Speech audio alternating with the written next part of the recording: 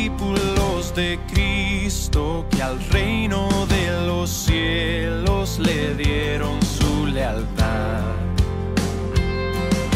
Siervos que ante Él se postran. Vamos a orar al Señor para recibir la palabra de nuestro Dios en esta mañana. Y vamos a alistarnos para oír su santa y gloriosa palabra. Amén. Y oremos al Señor.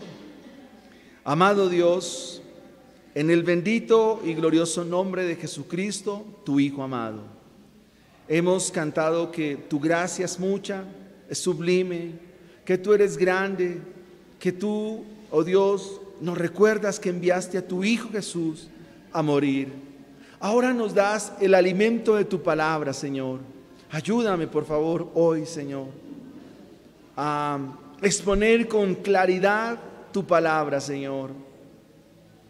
Ayuda a mis hermanos a entender la palabra y después de entenderla, más que entenderla, creerla y luego vivirla.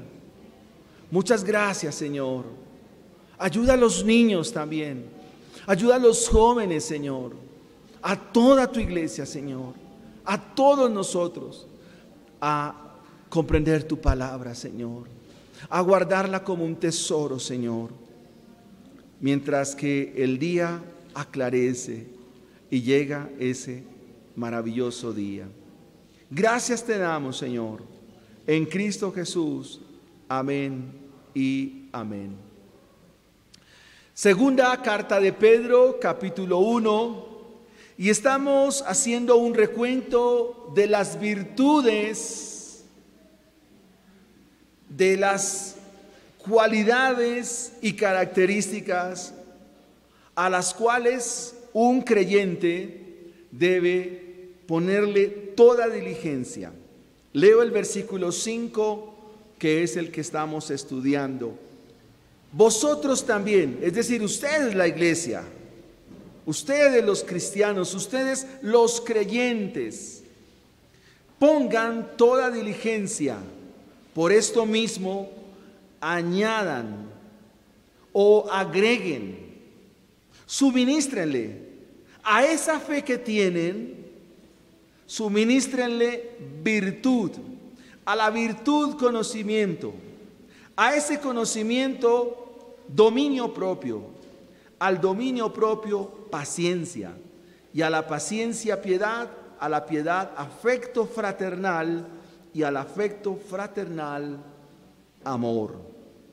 Damos gracias al Señor por su palabra.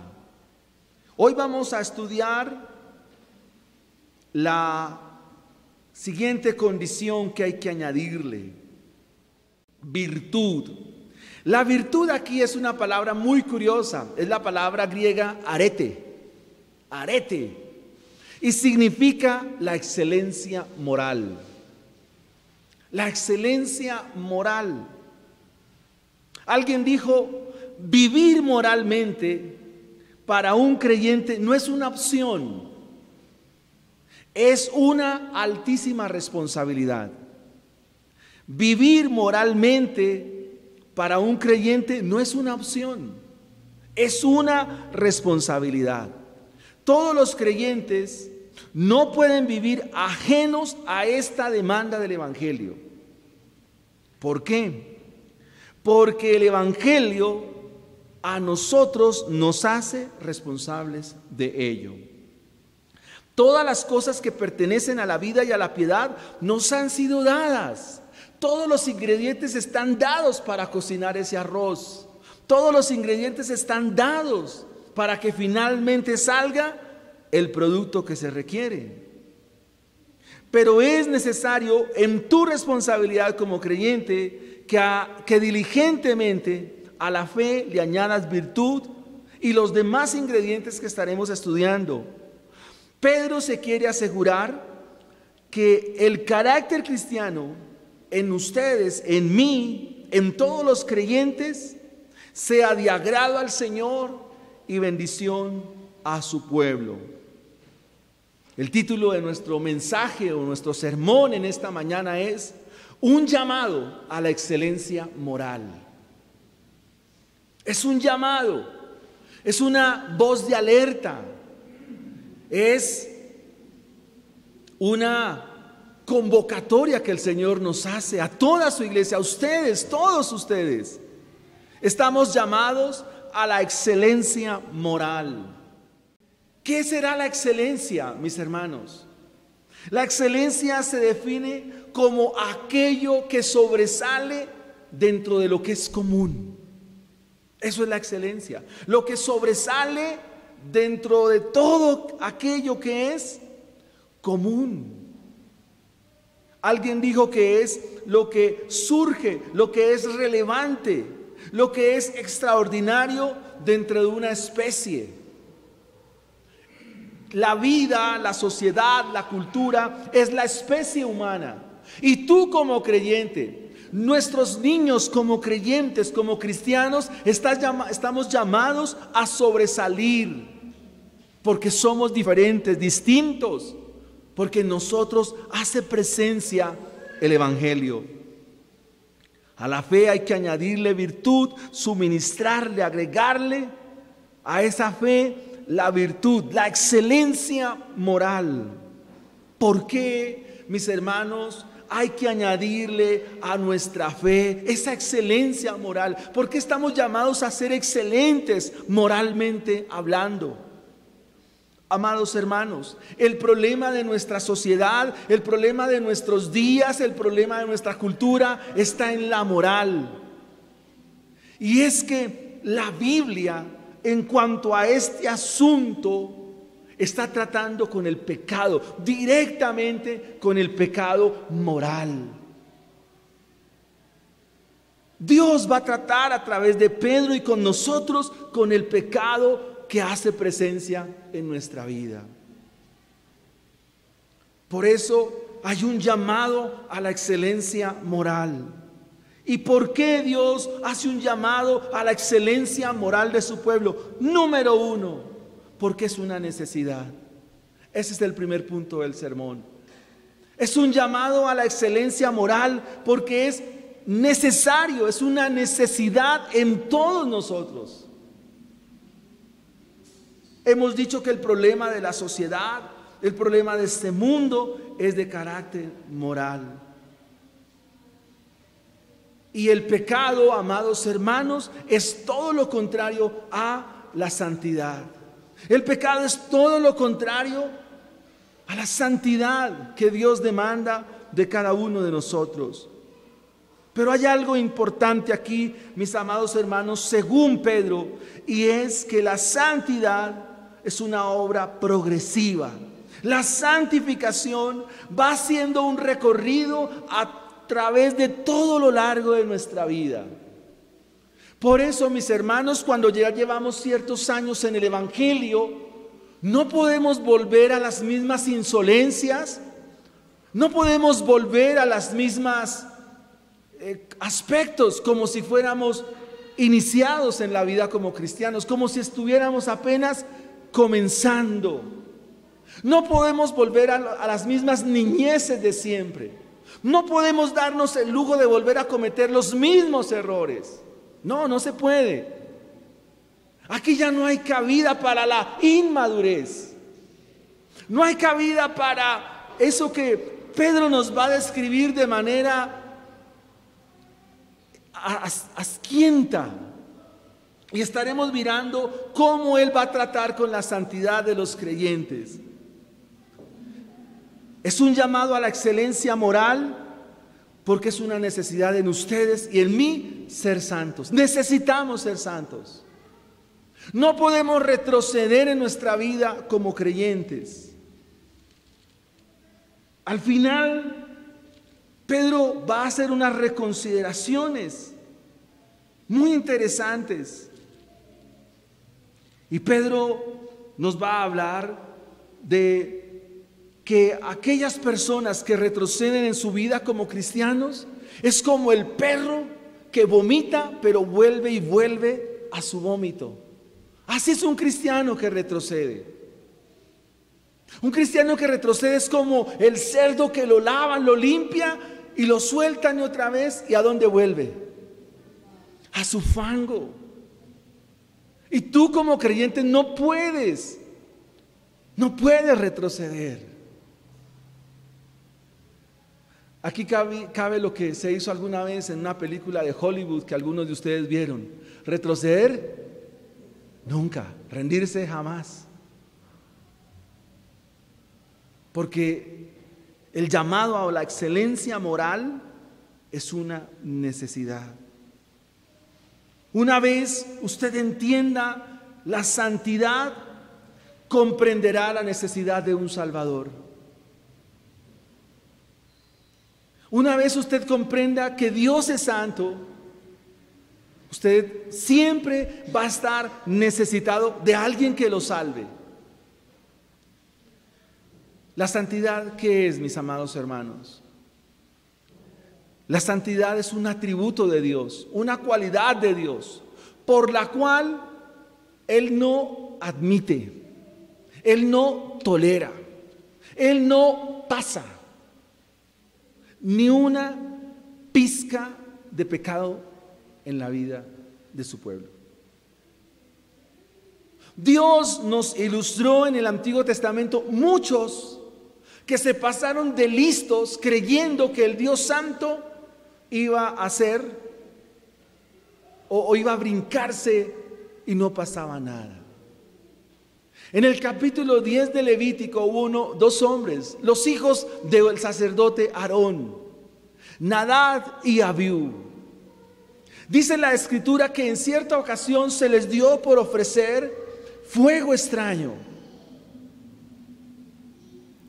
y que inmediatamente hicieron tal acto, quedaron ahí fulminados por la santidad de Dios. Cuando los filisteos devolvieron el arca, la enviaron en 2 vacas, luego va a la casa de Abimelech, luego el arca es llevada a Jerusalén y la llevan en 2 bueyes, los bueyes tropezaban y habían 2 sacerdotes de la familia que se encargaba de transportar el arca. Estaban encargados de llevar el arca. Uno de ellos se llamaba Usa y el otro se llamaba Ahío. Y Usa, queriendo evitar que el arca se fuera a caer, le pone la mano, quedó fulminado ahí por la santidad de Dios. Pregunto, querida iglesia, ¿Dios ha cambiado sus formas? ¿O Él sigue siendo el mismo ayer y hoy y por los siglos? Entonces, ¿qué les hace pensar a ustedes? Si Dios es el mismo, entonces, ¿qué nos hace pensar como que Dios cambió? ¿No crees tú y no creemos nosotros que lo que Dios nos ha mostrado es aún misericordia? Por eso el llamado a una vida de excelencia moral es una urgencia, es una necesidad en nuestra vida, y Pedro lo recuerda así. Él quiere que esto esté en la mente a quienes se dirigió primariamente, y hoy Dios por su Espíritu te lo recuerda a ti. Es necesario que seas santa, es necesario que seas santo. Es necesario que el pecado desaparezca en tu vida progresivamente. El pecado no se va de buenas a primeras. Se requiere un tratamiento. Se requiere de un proceso. El proceso aquí es la obra del Espíritu y la palabra de Él. Hay algo que nosotros tenemos como promesa. La hizo nuestro mismo Señor Jesucristo allí en Getsemaní. Él rogó al Padre y dijo estas palabras: por ustedes, por mí, por su iglesia. Él suplicó allí en Getsemaní. Su oración fue contestada porque es la oración del Señor. Él dijo: Padre, santifícalos en tu verdad. Tu palabra es verdad. El libro de Jeremías nos va a hablar del mismo parámetro. Jeremías capítulo 2, en los versículos 22 en adelante dice estas palabras: aunque te laves con lejía y amontones jabón sobre ti, la mancha de tu pecado permanecerá aún delante de mí, dijo Jehová el Señor. O sea, tú puedes hacer muchas cosas externas para limpiarte, para quitarte, para desmugrarte, para sacar eso de ti. Tú lo puedes hacer, pero el pecado no puedes hacer con él. Se requiere, amados hermanos, de una intervención superior, de la intervención de nuestro Señor Jesucristo, y que Él derrame su sangre sobre cada uno de nosotros, para que por esa sangre seamos limpios. Eso Pedro ya lo dijo en la primera carta. Miren lo que dice, primera carta de Pedro, capítulo 1, versículos 2. Dice que los creyentes son elegidos según la presencia de Dios Padre en santificación del Espíritu, para obedecer y ser rociados con la sangre del Señor Jesucristo. Ustedes y yo somos rociados por la sangre del Señor Jesucristo. ¿Y qué significa eso? Que la vida de pecado va desapareciendo. La sangre de Cristo nos limpia de todo pecado. La sangre de Cristo nos limpia de toda maldad.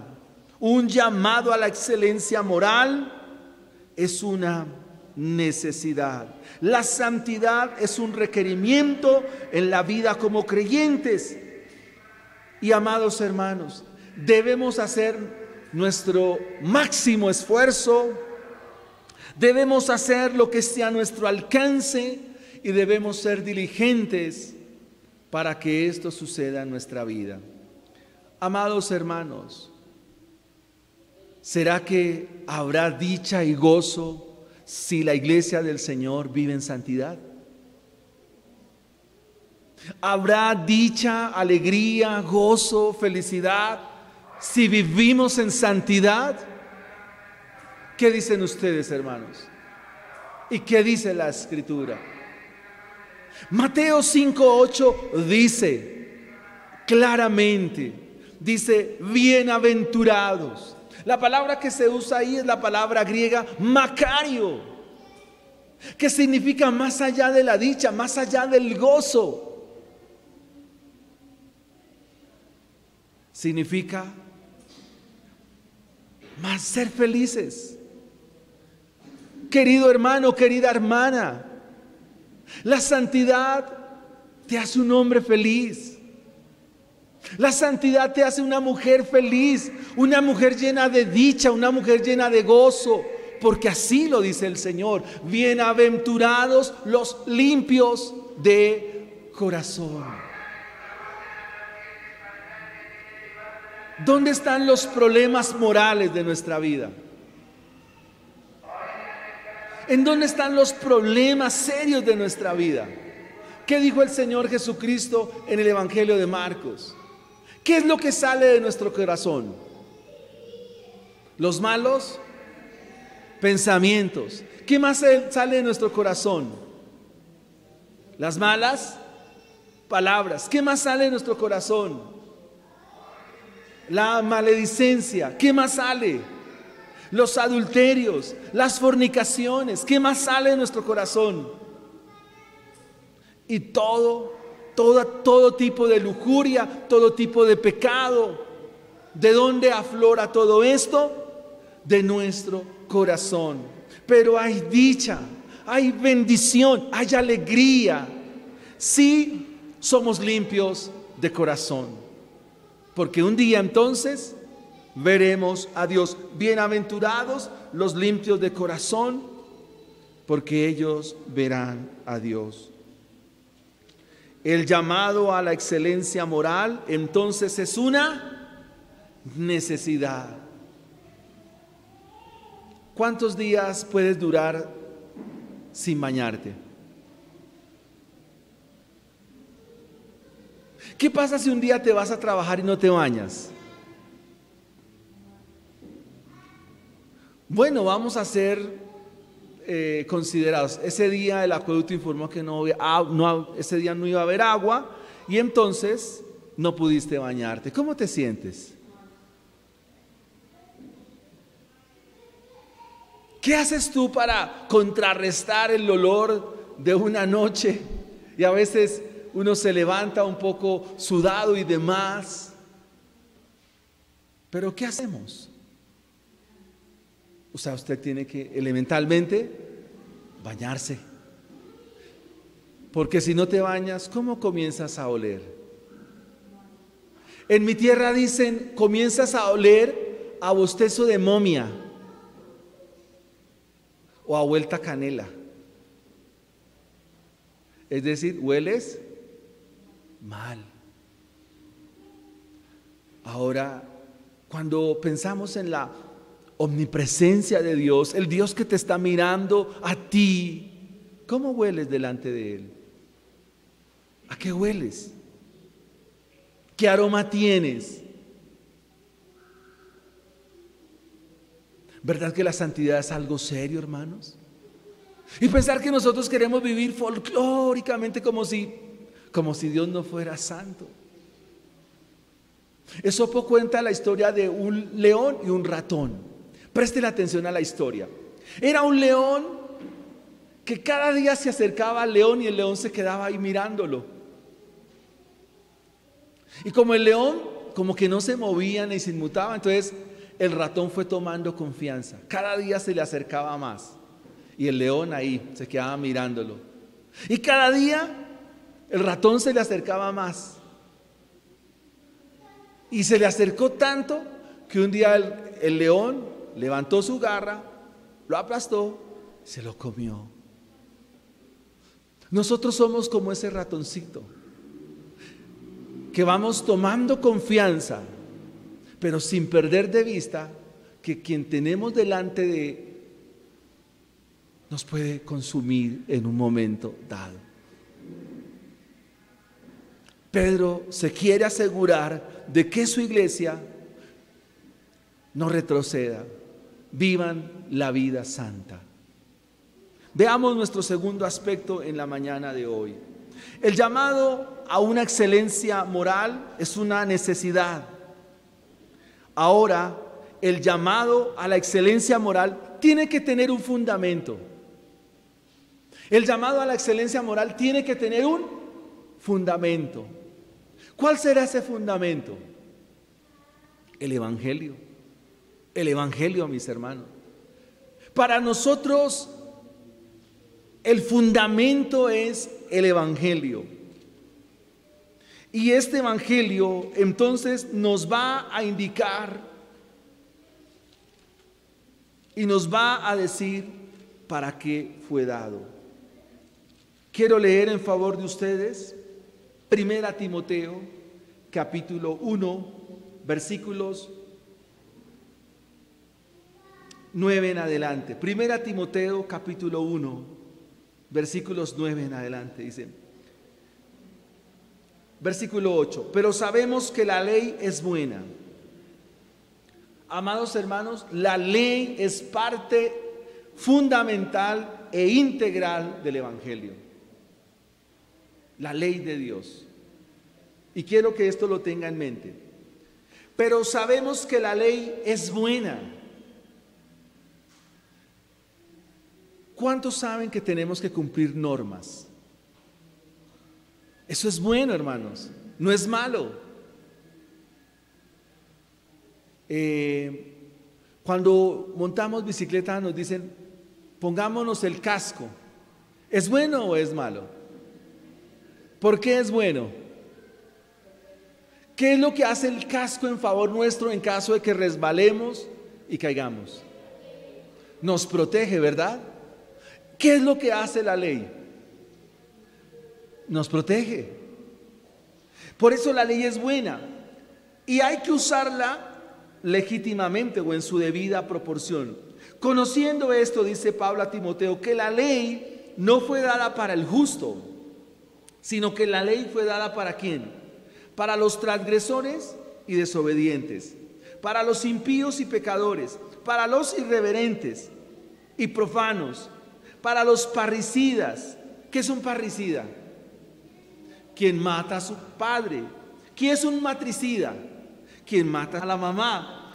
Para los homicidas, para los fornicarios, para los sodomitas, para los secuestradores, para los mentirosos, para los pérjuros y para cuantos se opongan a la sana doctrina, versículo 11, según el glorioso evangelio del Dios bendito que a mí me ha sido encomendado. O sea, la ley, parte integral del evangelio. Y esa integralidad del evangelio descansa en sí mismo, en el fundamento. La ley es el fundamento. Quiero que pensemos en algo, mis amados hermanos, según Pedro. Pedro nos va a decir que la excelencia moral descansa en el evangelio. Lo que hace el evangelio es por la ley decirte que estás mal. La ley por el evangelio la ley es como un dedo acusador que te dice, mira, estás en esto, tú estás en esto, tú estás en esto, esto. Nunca la ley va a descansar de decirnos lo mal que estamos.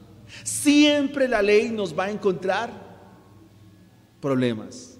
Siempre la ley nos va a mostrar dificultades. Siempre la ley nos va a mostrar que hay algo que no está bien en nosotros.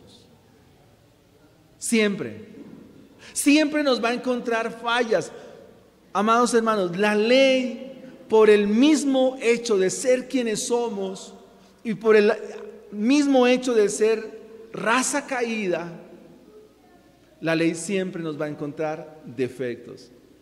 De pronto mejoramos en esto, pero al rato la ley nos va a decir, te falta esto.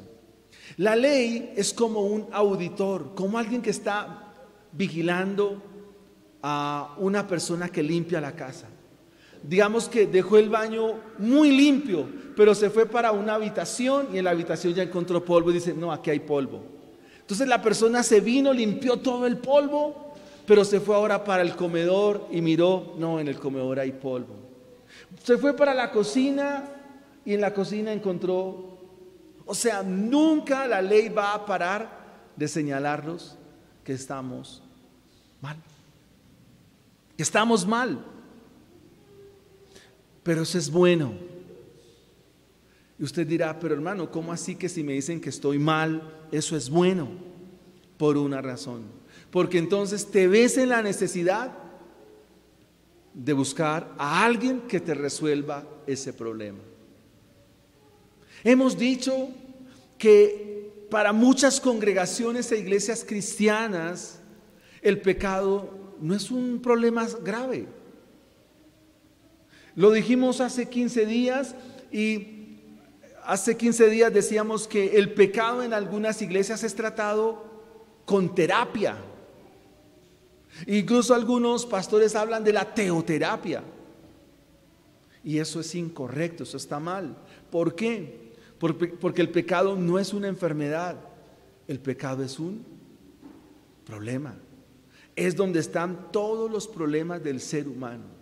Y ese problema se describe en 3 facetas: dolor, amargura y muerte.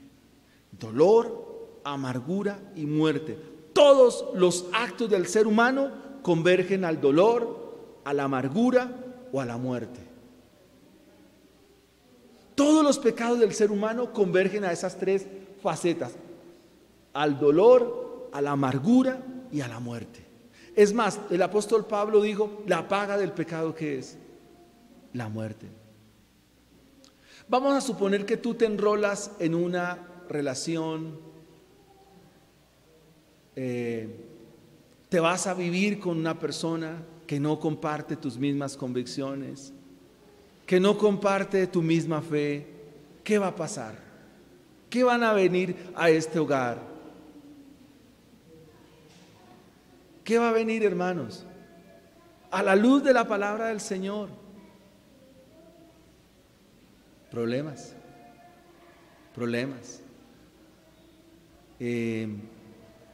Hemos tenido que lidiar con hermanas de la iglesia. Yo recuerdo en el Lucero una hermana a la cual se le dijo: hermana, mira, piensa bien las cosas. Y la hermana de la iglesia me dijo, en ese tiempo ya era pastor de la iglesia, y me dijo: pastor, en la iglesia no hay hombres, por eso pues me toca buscar fuera de la iglesia. Yo le dije: hermana, tienes que aprender a esperar en Dios. La hermana se casó con este joven, se casó por lo cristiano, pero al cabo de un tiempo, unos 6 meses, la hermana me llamó una tarde ahí en el CAI de Lucero, en una cafetería, y me dijo: ¿por qué no le hice caso, hermano? Yo le dije: no, a mí no tenía que hacerme caso, tenía que haber honrado la palabra del Señor. Porque este hombre que aparentemente se mostraba como creyente en Dios, con pena lo digo, le daba unas palizas. Y fue un hombre un esposo que se volvió Superman. Se voló con el paso del tiempo. ¿Por qué, hermanos? Porque se desacata la palabra del Señor. Toda desatención converge ¿a dónde? Al pecado, al dolor, a las lágrimas y a la muerte. Hogares destruidos. ¿Por qué? Por no acatar.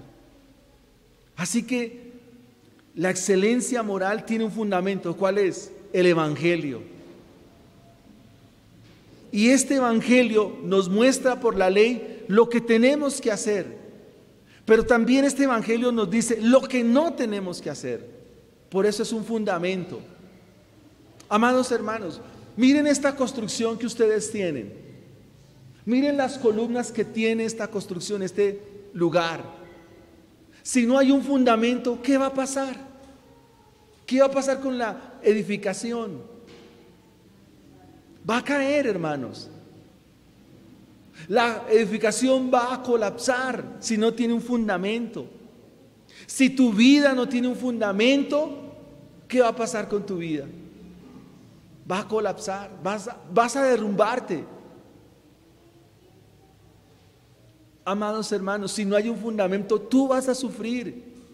Tenemos que instruir a nuestros niños en una vida de hogar, una vida marital, que ellos están hechos para que sean buenos esposos, o corrijo, esposos según la palabra de Dios, para que nuestras niñas sean hermanas, mujeres de Dios, que sean madres de Dios.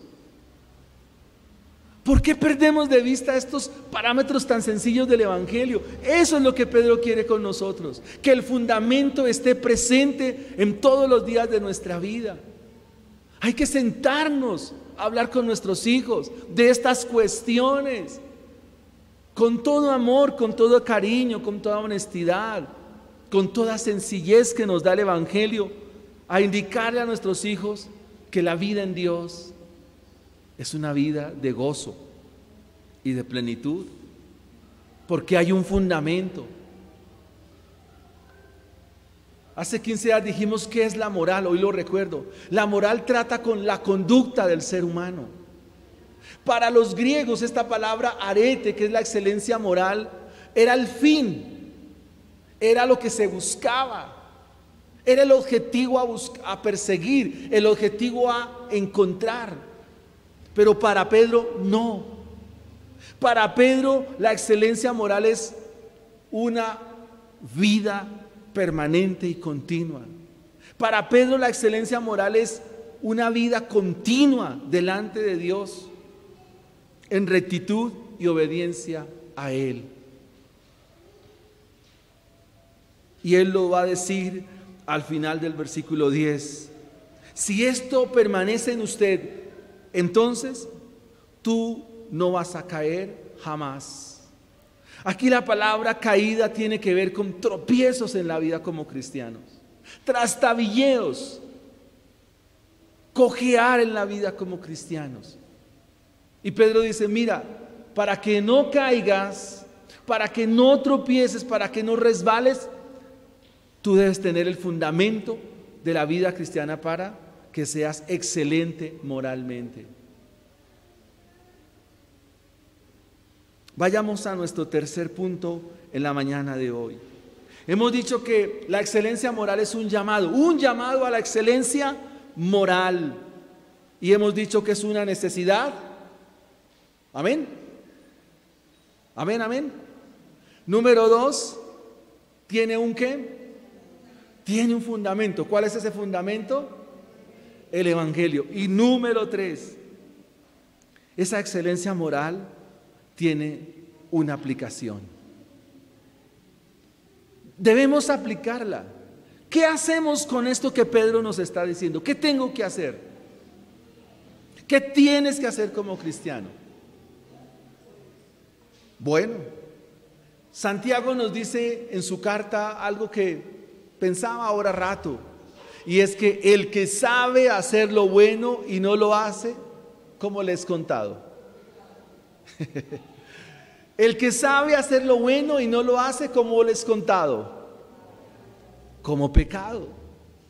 Usted sabe que lo tiene que hacer, hermano. Ustedes y yo sabemos lo que tenemos que hacer. ¿Por qué? Porque Dios por su Espíritu ya nos alumbró, nos ha dicho. ¿Ahora qué toca hacer? Hacerlo. Miren, Carlos Spurgeon ilustró la fe de la siguiente manera. Ejemplo. ¿Cuántos de ustedes quieren este celular?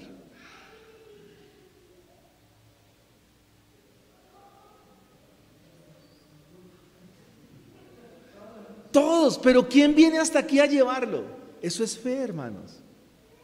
O sea, en la práctica nosotros tenemos la fe, pero no la accionamos. Si yo les digo cuántos quieren este celular y lo dejo acá, pues usted dice, sí, yo quiero, pero no viene. ¿Por qué no viene? ¿Entiende ahora sí qué es la fe? ¿Sí? ¿Queda claro qué es la fe? La fe es para accionarla. O sea, ¿cuántos quieren este celular? Sí, yo lo quiero, yo quiero. Pero, ¿por qué no te paras y vienes hasta aquí y te llevas el celular? ¿Por qué? ¿Dije que había costo? No, yo no dije que había. Dije, ¿quién lo quiere? Pues venga por él. Eso se llama fe, hermanos. Y esa fe está en todos nosotros. Amén. Miren, ¿cómo aplicamos entonces la excelencia moral? Y aquí ustedes me van a ayudar. La excelencia moral tiene que ver con nuestra conducta. La excelencia moral tiene que ver con la manera como vivimos. Vamos a comenzar desde lo básico y vamos a llegar a un punto. Todos ustedes saben que tienen que hacer su devocional propio. Ahora usted me pregunta, pastor, ¿y qué es un devocional propio? Significa que tú coges un libro de la Biblia, lo estudias y conforme a como Dios te guía, tú oras. ¿Por quién debes orar? Por ti. Tú debes orar por ti mismo. Bueno, vamos a suponer que yo estoy leyendo Pedro. Y entonces Pedro me dice, mira, voy a mirar el capítulo, bueno, a mí. Pero hubo también falsos profetas entre el pueblo, como habrá entre vosotros falsos maestros. Bueno, entonces me está hablando de la falsedad y me está hablando del engaño. ¿Cómo debo orar por esa palabra que estoy leyendo? Señor, guárdame de ser falso. Señor, guárdame del engaño, guárdame de la mentira. Ayúdame a ser veraz.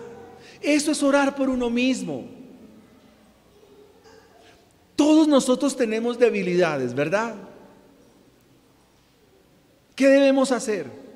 Señor, ayúdame en esta debilidad, ayúdame en este problema, Señor, ayúdame.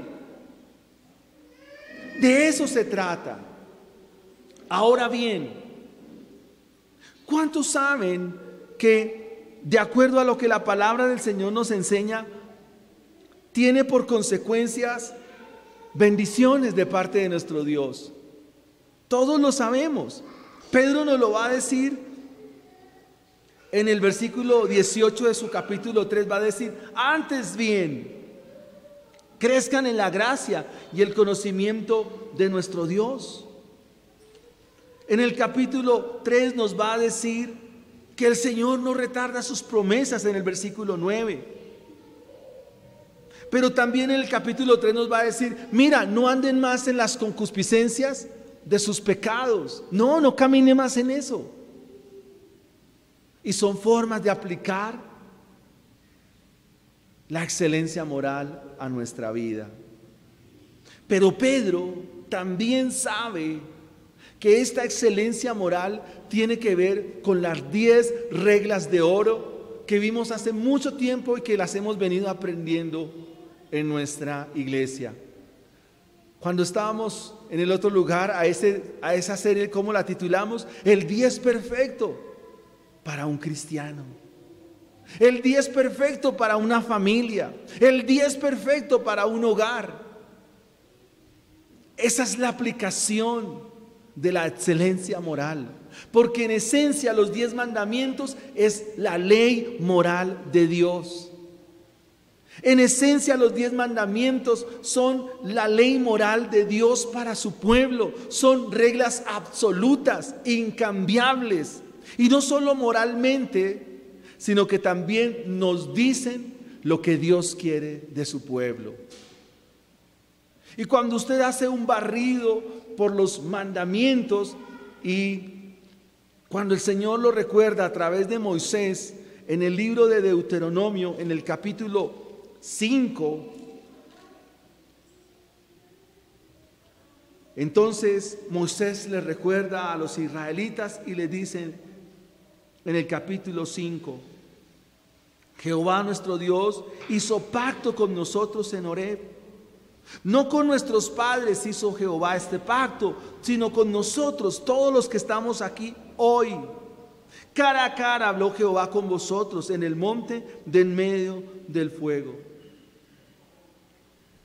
Y en el versículo 6 de Deuteronomio 5, el Señor dice que desde el punto de vista de la aplicación moral del Evangelio a nuestra vida es tener en cuenta que no hay otro Dios para nosotros. Ese es el punto de partida de nuestra vida moral. Es el punto de partida de la excelencia moral de un creyente, de un cristiano temeroso. Es el inicio que el Dios vivo y el Dios verdadero sea el Dios que hace presencia en su corazón. Luego le dice: mira, la esencia moral de mi ley también radica en que tú no tengas otros dioses ajenos delante de mí.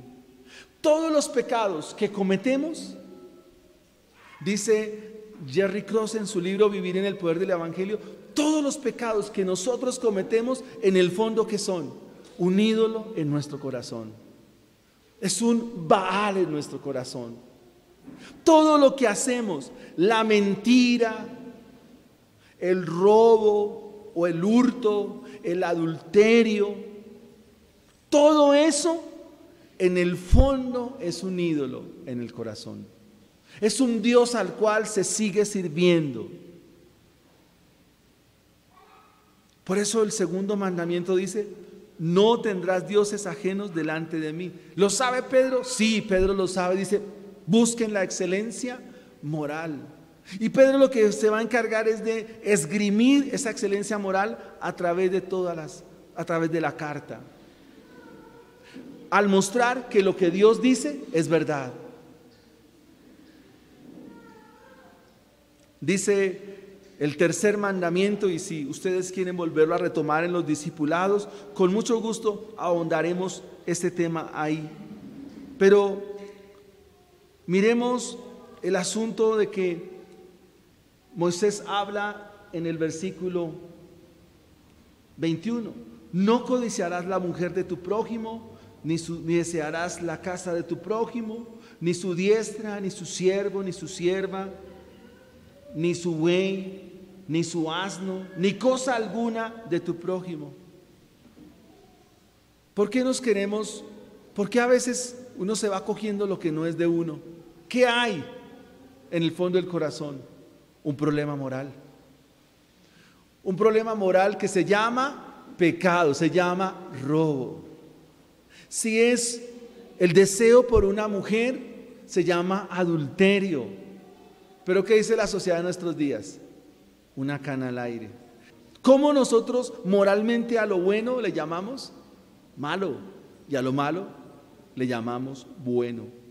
Estudiaremos esto en los discipulados porque debo avanzar aquí en algo que Pedro nos dice en cuanto a la aplicación de la excelencia moral. Bien, amados hermanos, finalmente la aplicación de la ley moral, Pedro nos la va a presentar en el capítulo 1, versículo 20. Y es que la ley moral de Dios, o su palabra, o su mensaje, no es de interpretación privada. O sea, esto no es para elocuentes, esto no es para personas eruditas, no. Esto no es para personas supremamente estudiadas, o sea, solo lo pueden entender ellos y nadie más. No. La ley moral de Dios en su aplicación no es de interpretación privada. Sencillamente, este libro, la Biblia, te es dado a ti. ¿Para qué? Para que seas alumbrado cada día y para que en ese alumbramiento, en salir de la oscuridad, tú puedas esclarecer tu vida y conforme a ello, excelente y moralmente hablando, puedas avanzar y crecer en tu vida como cristiano. El capítulo 2 nos va a presentar a un creyente, amados hermanos. Capítulo 2, versículo 7. ¿Cómo se llama este creyente? Lot. Lot es un hombre inmoral, pero es creyente. ¿Qué hacía Lot? ¿Dónde vivía? ¿Dónde habitaba? En Sodoma. ¿Qué se hacía en Sodoma? ¿Qué se practicaba en Sodoma? Inmoralidad. Se practicaba homosexualismo, lesbianismo, desde el más grande hasta el más pequeño. Entonces, la Biblia nos dice que este justo moraba entre ellos. ¿Y qué pasaba con su alma? ¿Cómo vivía este justo en medio de esta gente? Dice que afligía su alma, es decir, se sentía mal viviendo. Ahora pregunto, ¿y en dónde Lot tomó su decisión de ir y extenderse hasta allá? ¿En dónde tomó? En Génesis 14. Y dice la Escritura que Lot, viviendo de esta manera y después de la destrucción de Sodoma y Gomorra, ¿qué sucedió? Dios destruyó a Sodoma y Gomorra. ¿Y qué hicieron los ángeles con Lot? ¿Qué le decían? Le dijeron esto: Lot, escapa por tu vida. ¿Y por qué Lot no quería salir de Sodoma? Porque estaba apegado a esa forma inmoral de vida. Y esto es muy delicado, hermanos, para mencionarlo, porque tan solamente de su familia, según la Escritura, según esta Escritura, el único que pudo ver la salvación del Señor fue Lot. ¿Qué pasó con la esposa de Lot, hermanos? ¿En qué se convirtió? ¿Y por qué se convirtió? ¿Qué había en su corazón realmente? ¿El problema fue mirar atrás? ¿Ese fue el problema? No, ese no fue el problema. El problema es que aún su corazón, ¿en dónde estaba? En Sodoma. ¿Qué hicieron sus hijas con Lot? Lo emborracharon. ¿Y qué pasó? Tuvieron incesto. Es decir, Lot tuvo intimidad sexual con sus hijas. Pregunto, ¿y eso lo avala Dios? ¿Lo aprueba Dios? No. Mis hermanos, la aplicación de la ley moral de Dios es muy clara cuando Dios dice: no cometerás adulterio. Ningún asunto corrompido salga de vuestra mente y de vuestro corazón.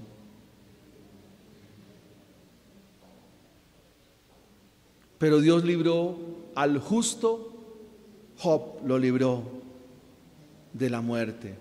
¿Y qué hizo para librarlo? Lo sacó ¿de dónde? De Sodoma y Gomorra. 2 ciudades que elevaron su pecado y su maldad más y más hasta que vino la destrucción. Deseo terminar con una sencilla aplicación. La moral se relaciona con lo correcto y lo incorrecto, pero el único válido, el único apropiado para decir qué es válido es Dios, no nosotros. Y el único que puede decir qué es lo incorrecto también es Dios. Por tanto, la moral trata con nosotros, la excelencia moral trata con nosotros y con los 10 mandamientos que estaremos repitiendo, estudiando en nuestros discipulados. Dije que la ley moral de Dios nos va a decir, nos va a indicar que estamos mal, ¿verdad? Pero con la ley vino algo que vamos a recordar en nuestra cena. ¿Qué vino con la ley? La gracia. Y aquí descansa nuestro corazón, aquí descansa mi alma, porque con la gracia también viene el Evangelio. Vino nuestro Señor para cumplir y vivir la vida que tú y yo no podemos vivir. Y esa es la buena noticia, que Él la vivió por nosotros. Cristo vivió por ti, Cristo obedeció por ti. Pero como tú estás unido a Cristo, entonces estás llamado a vivir como Cristo vivió. Estás llamado a hacer lo que Cristo hizo. Y eso es una alegría inmensa. Pongámonos en pie, por favor, amados hermanos.